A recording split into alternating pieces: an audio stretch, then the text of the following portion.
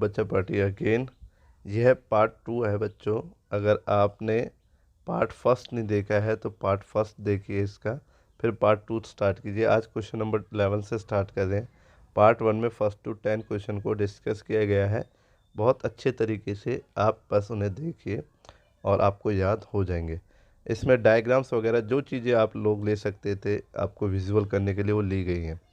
Okay, अब start करता हूँ क्वेश्चन नंबर 11। क्वेश्चन नंबर 11 कहता है कि जो सिस्टमेटिक डायग्राम दिखाइए किसी भी सर्किट का जो एक बैटरी रखती है, 3 सेल्स रखती है और 3 सेल्स में ईच सेल का जो पोटेंशियल है वो 2 वोल्ट है, रेजिस्टेंस 5 ओम है, 8 ओम है और 12 ओम है और एक प्लग की भी है और कनेक्ट किए गए हैं सीरीज़ में।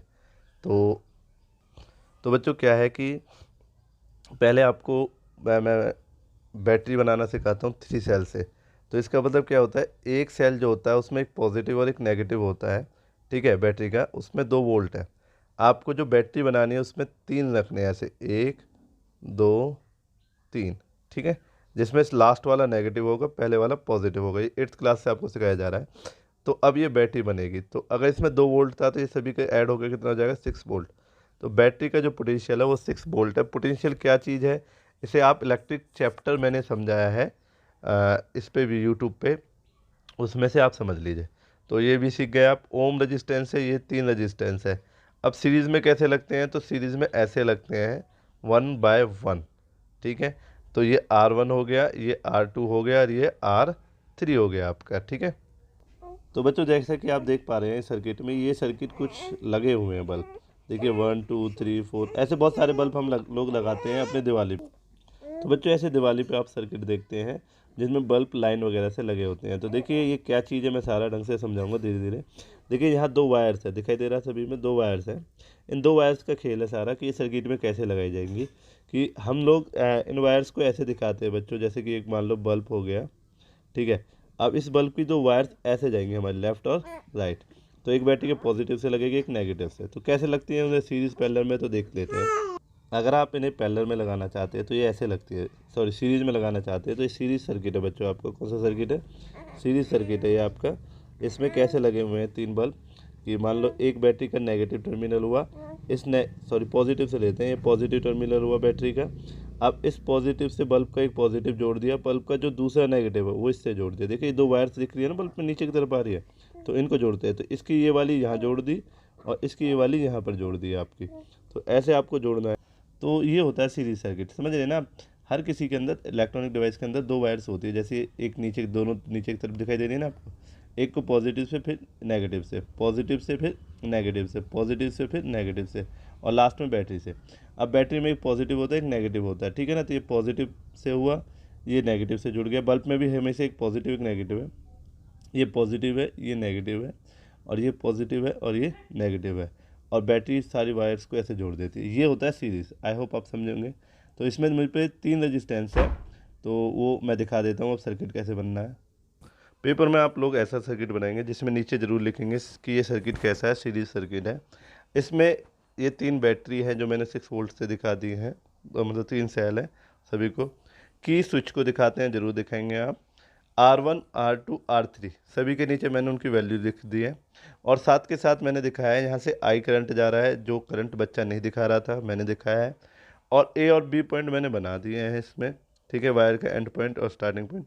इन सभी के अंदर V1 V2 और V3 मतलब 3 पोटेंशियल, तो 3 रेजिस्टेंस, तो 3 पोटेंशियल होंगे। वो मुझे बनाने ज़रूर आने चाहिए अगर सीरीज़ है या पैरेलल जो भी सर्किट है। तो आई सभी में सेम रहेगा, इसलिए मैंने आई से ही दिखाया है। सीरीज सर्किट में ये फॉर्मूले आपको पढ़ा दिए गए हैं कि सीरीज़ में आई रहता है कांस्टेंट, सभी में सेम। वी अलग होता है तो सभी का अलग मैंने दिखा दिया है। तो ये सीरीज सर्किट का वायर आपको बनाना है, यहाँ तक कि आपको वायर भी बतानी है कि कंडक्टिंग वायर आपकी है। तो ऐसे पूरा क्वेश्चन होगा, आंसर होगा, इसे आप लिखेंगे तब आपको मार्क्स मिलेंगे। ओके, आगे 12 है, क्वेश्चन नंबर जी ड्रॉ करा रहा है। क्वेश्चन नंबर 11 को कह रहा है एमीटर और वोल्ट मीटर लगा दीजिए। कह रहा है एमीटर जो करंट मेज़र करके देगा आपको, ठीक है, और वोल्ट मीटर आपको ऐसा नहीं है कहीं भी लगाना है, वोल्ट मीटर आपको 12 वोल्ट ओम वाले रेजिस्टेंस पे लगाना है। तो देखिए हमारा सर्किट वैसे तैयार है। यहाँ पर एमीटर ये लगा हुआ जैसे सर्किट में लगाना था, और जो R3 है उस पर वोल्ट मीटर लगा दिया हमने। वोल्ट मीटर हमेशा पैरेलल में लगता है, ये बात आप याद। वोल्ट मीटर मेज़र करता है कि जो बैटरी है जैसे 6 वोल्ट की है तो 6 वोल्ट में से कितना इसने यूज़। तो बच्चों कुछ नहीं करना था हमें, हमने सर्किट बना दिया जैसे दिखाई दे रहा है। अब इसमें निकालना था ये वाला पोटेंशियल और ये वाला करंट। तो करंट कैसे निकलेगा पहले तो मैं ये बताता हूँ आपको। तो पहले क्या करेंगे, हम टोटल सर्किट का रेजिस्टेंस निकाल लेंगे और इसमें जो फॉर्मूला यूज़ करेंगे उसका नाम ज़रूर बताएंगे। इसके बाद जैसे वो 25 आ चुका है, फिर टोटल सर्किट पे ओम्स लॉ लगाऊंगा, टोटल सर्किट की पोटेंशियल, टोटल सर्किट का करंट और टोटल सर्किट का रेजिस्टेंस। अब जैसे कि आपको आई चाहिए, आपको टोटल सर्किट का वी ये दिख रहा है बैटरी के ऊपर, ये हमेशा बैटरी के ऊपर दिखता है टोटल सर्किट की पोटेंशियल। तो वी यहाँ से आप डाल देंगे, आर आपने यहाँ पर निकाल दिया, दोनों को डाल देंगे तो आपको क्या मिल जाएगा, टोटल सर्किट करंट मिल गया आपको, देखिए मिल गया। अब आपको क्या चाहिए था, आपको चाहिए V3। तो V3 के लिए फॉर्मूला बना देंगे आप I3 और R3 का, ओम्स लॉ का। तो यहाँ से I3 देखेंगे, सीरीज सर्किट है तो I जो है वही आ जाएगा क्योंकि सभी I सेम रहते हैं सीरीज़ वाले में, और R वहाँ पर लिखा हुआ था खुद 12 ओम, तो ये दोनों आपस में मल्टीप्लाई करके आपको वैल्यू। तो बच्चों ये क्वेश्चन हो गया। अब नेक्स्ट क्वेश्चन की तरफ चलते हैं। नेक्स्ट क्वेश्चन कह रहा है कि आपको ना पैरेलल सर्किट में ऐड करना है 1 ओम और 10⁻⁶ को। अब ये तो ये बेसिकली सिंपल क्वेश्चन था, इनको भी पैरेलल में जोड़ना था और इसको भी आपके साथ पैरेलल में जोड़ना है। तो देखिए पैरेलल का फॉर्मूला आपको क्लियर है, पैरेलल का फॉर्मूला जरूर नाम लिखोगे, यहाँ R1 R2 का नाम जरूर लिखोगे।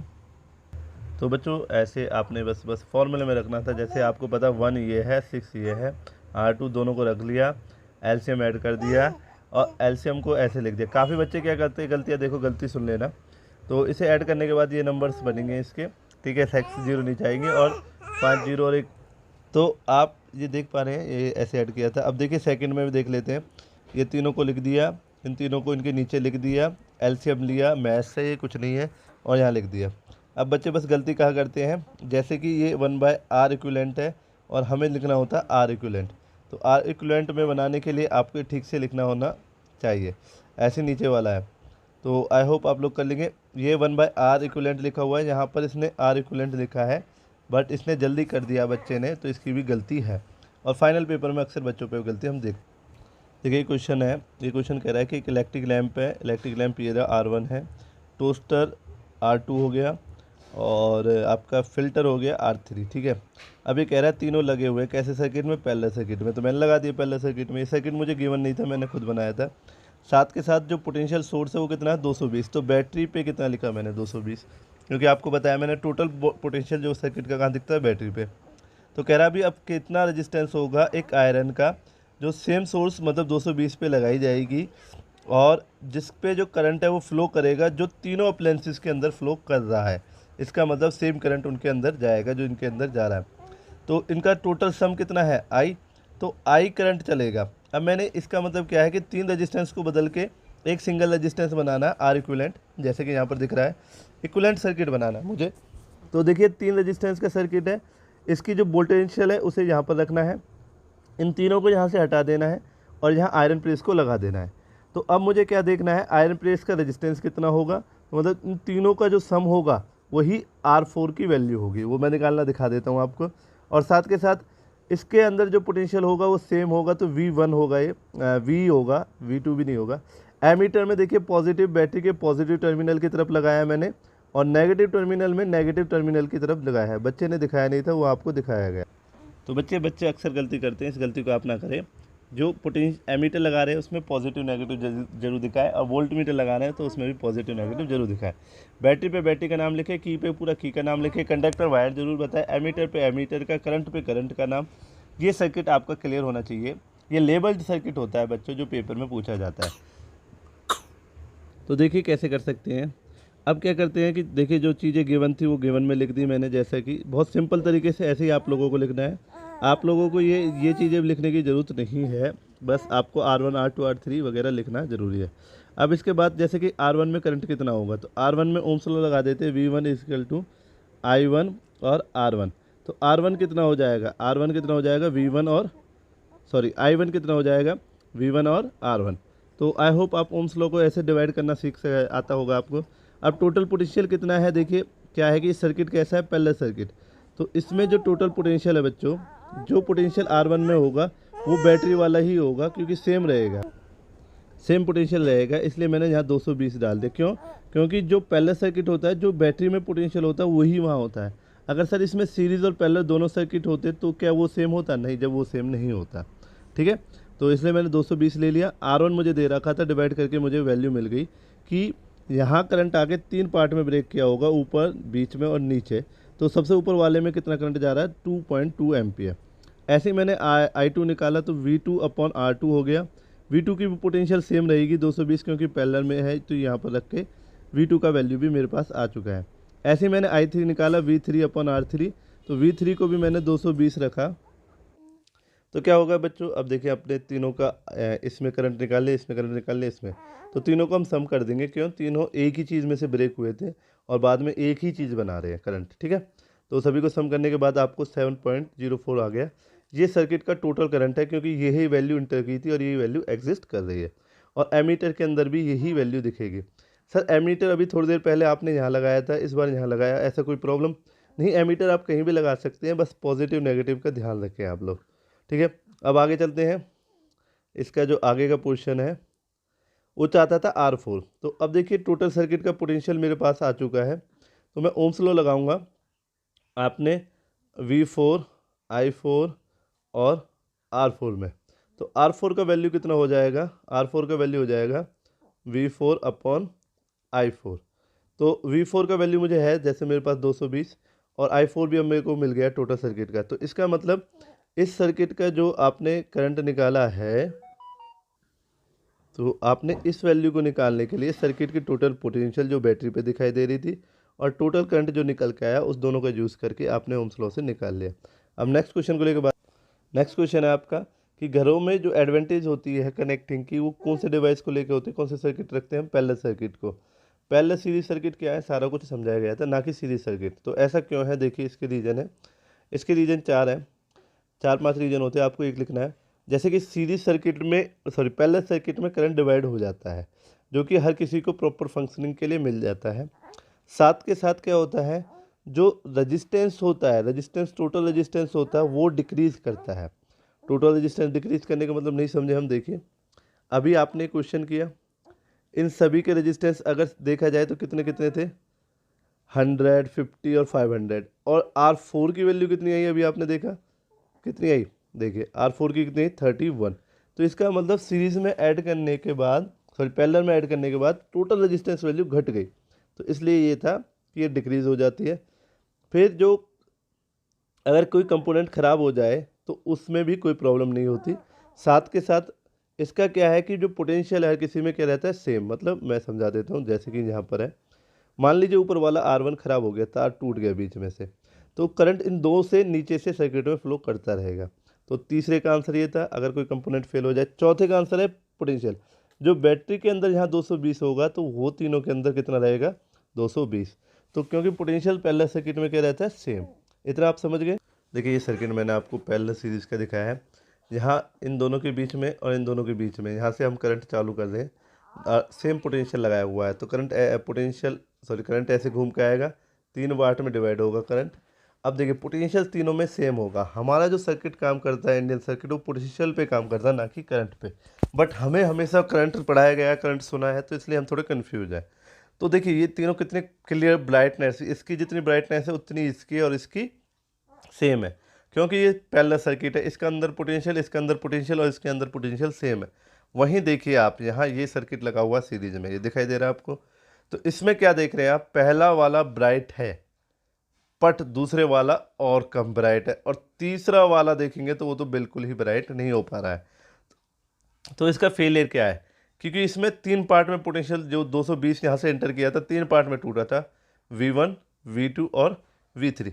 लास्ट की वैल्यू इतनी जीरो के बराबर हो गई कि वो उसे जला ही नहीं कर पाई या उससे काम नहीं करा पाई, जो सेकंड और फर्स्ट में ब्रेक हो गई थी। मतलब 220 मान लो इसने जैसे 150 यूज़ कर लिया, 150 के बाद इसने यूज़ कर लिया, 220 में से जितना बचा 70, बाकी इसके पास ना के बराबर पोटेंशियल पहुंचा।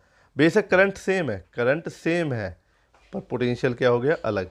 और हमारे जो सर्किट है जो काम करते हैं मेजरली, तो बच्चों ये है प्रॉब्लम कि हम करंट को देखते रहते हैं, हमारी नज़र करंट पे रहती है हमेशा, और हो काम पोटेंशियल पे रहा है। तो सर्किट कैसा रहेगा? पैरेलल सर्किट रहेगा घरों में। Is it clear? अब देखिए जितने भी बल्ब लटक रहे हैं, देखो आप सभी में देखो ब्राइटनेस जली हुई है, सेम ब्राइटनेस पे है। इसका मतलब ये सभी किस में लगाए होंगे उन्होंने, पैरेलल में। देखिए जहाँ दो वायर आ रही हैं, शायद आप नहीं सोच पा रहे उसके हिसाब से। तो बच्चों देखिए ये सभी पोटेंशियल पैरेलल में है। बेशक आपको वायर ऐसी लग रही हो, दो वायर ऐसी हैं जो सर्किट डायग्राम मैं दिखा रहा हूँ उससे नहीं मैच कर रही, बट ये सभी पैरेलल में। क्यों? क्योंकि सभी देखिए सेम रोशनी से जल रहे हैं, और ऐसा पोटेंशियल सेम होने पे ही हो सकता है जो कि पैरेलल में होता है। तो आई होप इस क्वेश्चन को समझ गए। तो अगर आपसे पूछा जाए कि घर में सर्किट का डिवाइस सर्किट कैसा होना चाहिए घरों का, तो पैरेलल में होगा। ठीक है, अब बात चलते हैं आगे की तरफ। आगे जो क्वेश्चन है 16 क्वेश्चन को देखते हैं।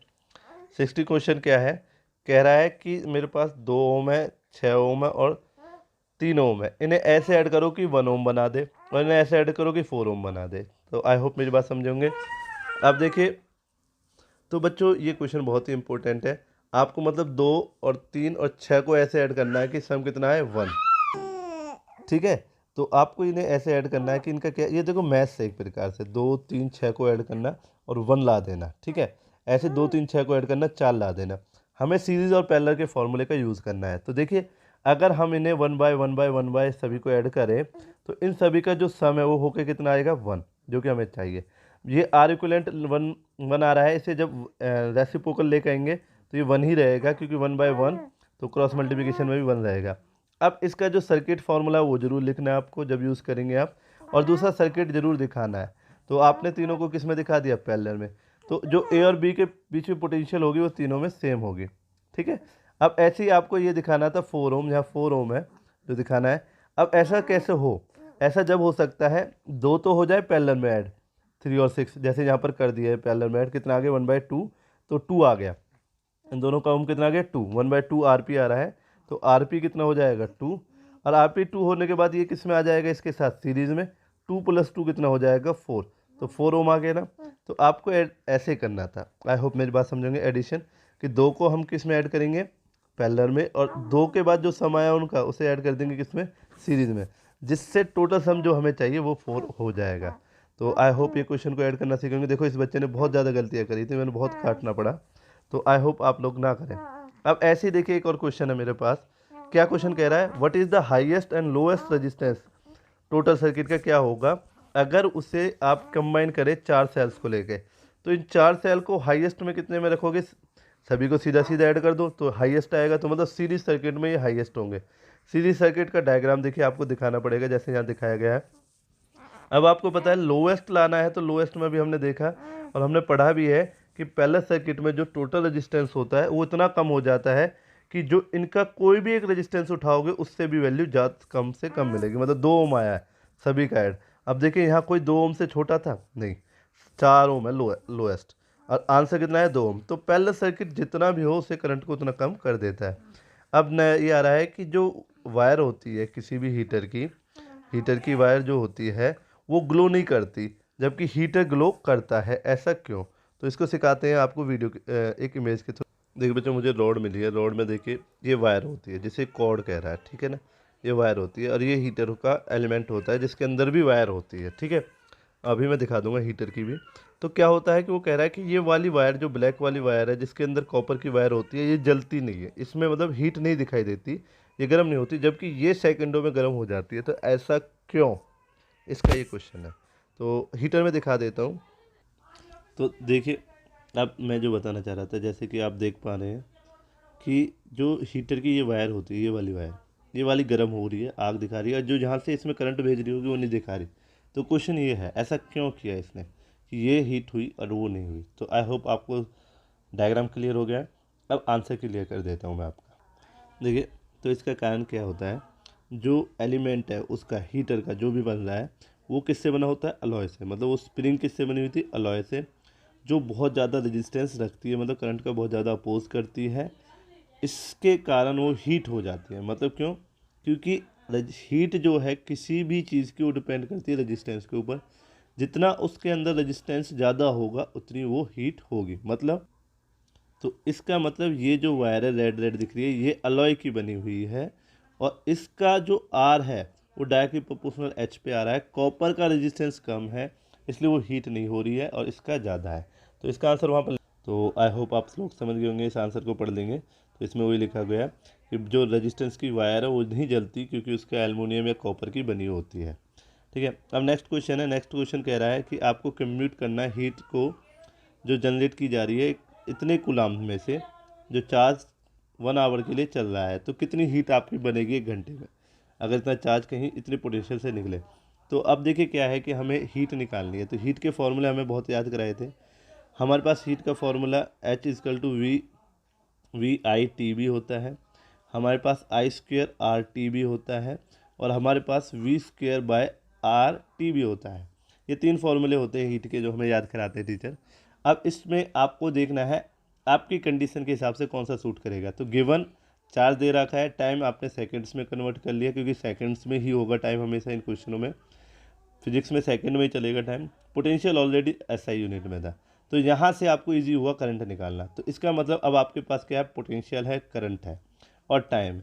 तो इस कंडीशन पे ये फार्मूला ही इफेक्ट कर पाएगा। तो आपने ये वाला फार्मूला चूज़ किया, और यहाँ इस फार्मूले का नाम लिखा कि ये साइंटिस्ट थे, जूल साइंटिस्ट, इन्होंने ड्राइव किया था। तो इन्हीं के नाम पे ये फार्मूला है, जूल हीटिंग इफेक्ट।